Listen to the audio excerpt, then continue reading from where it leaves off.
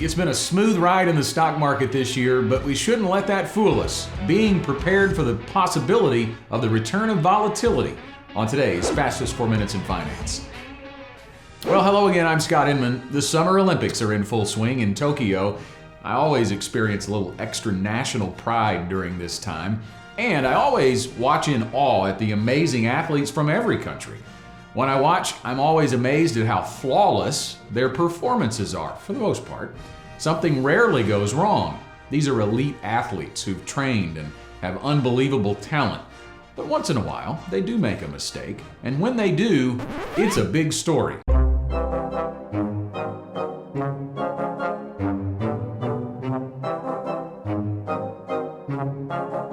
The reality for investors is 2021 has been like watching those elite athletes. It seems like very little has gone wrong.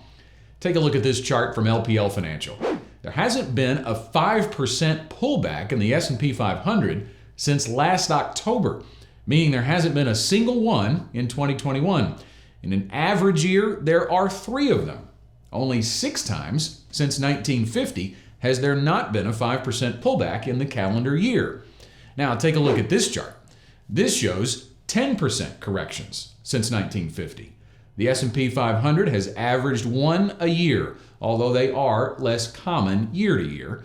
The fact that there hasn't been a significant correction so far this year doesn't mean that it's right around the corner, but we are about to enter potentially 2 of the most likely months for it. This chart shows the average monthly returns in the S&P 500 in 4 measurable categories. Since 1950, the past 20 years, the past 10 years, and in post-election years. In almost every case, August and September have been negative.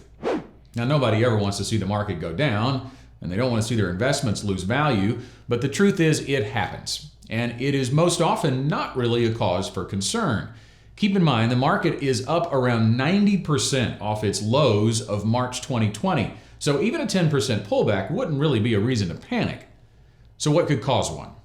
Well, we still have worries over inflation, yields, the Delta COVID-19 variant, peaking economic data. Those could all be reasons. And in addition, year 2 of a bull market does tend to be choppy. Fewer stocks are making new highs and stock valuations are elevated.